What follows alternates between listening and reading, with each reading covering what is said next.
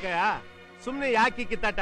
ಹೆಂಗು ಇಬ್ರು ಹೆಣ್ಮಕ್ಳು ಇಲ್ಲೇವ್ರೆ, ನಿಮ್ಮಿಬ್ರಲ್ಲಿ ಯಾರು ಮದುವೆ ಆಗ್ತೀರ ಅಂತ ಕೇಳಿದ್ರೆ ತಾನಾಗೆ ಸರೋಯ್ತದೆ.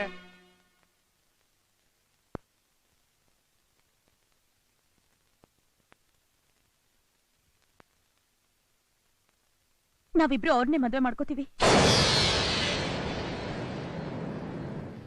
ಹೊಂದ್ಕೊಂಡು ಸಂಸಾರ ಮಾಡ್ತೀವಿ. ಹಾಗೆ ಆಗ್ಲಿ.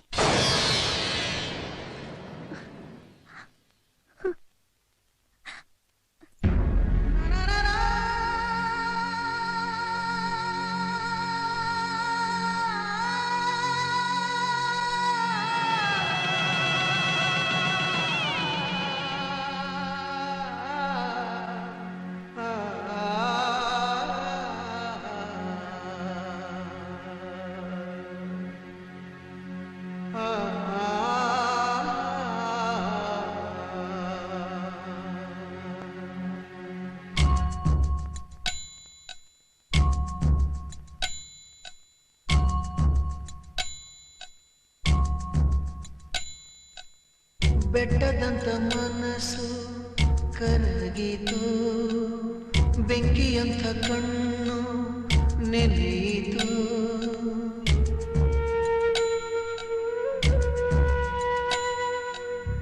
ಕಲ್ಲಿನಂತ ದೇಹ ಕುಗ್ಗಿತ, ಕಲ್ಪವೃಕ್ಷ ಒಣಗಿ ಹೋಯಿತು.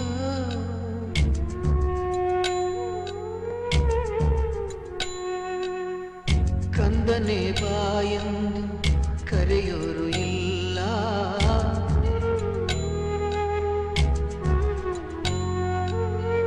ಕಂದನೆ ಬಾಯೆಂದು ಕರೆಯೋರು ಇಲ್ಲ. ದುಃಖಿಸಿ ಅಳಲು ಮಡಿಲೊಂದು ಇಲ್ಲ.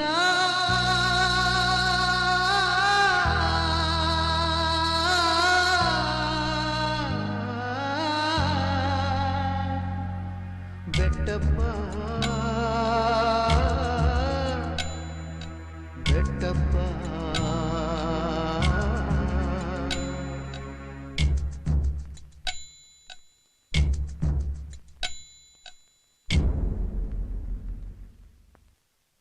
ಬಿಟ್ಟ,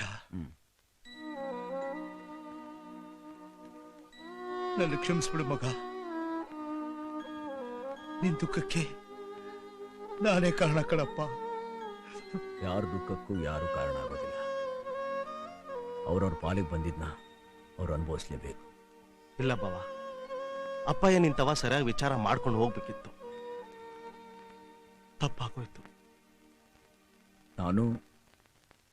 ನಾನು ಸರಿಯಾಗಿ ಹೇಳ್ಬೇಕಾಗಿತ್ತು. ಒಂದು ಹೆಣ್ಣಿನ ವಿಷಯನ ಯಾವತ್ತೂ ಮುಚ್ಚಿಡಬಾರ್ದು. ಅದು ನೋವೇ.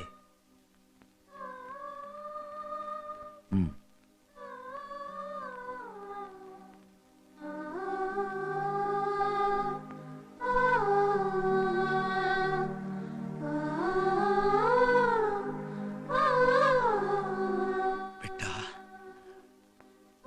ನೀನ್ ಯಾರನ್ನು ಮೆಚ್ಕೊಂಡಿದ್ದೆ ಅದನ್ನಾದ್ರೂ ಹೇಳ ಮಗ.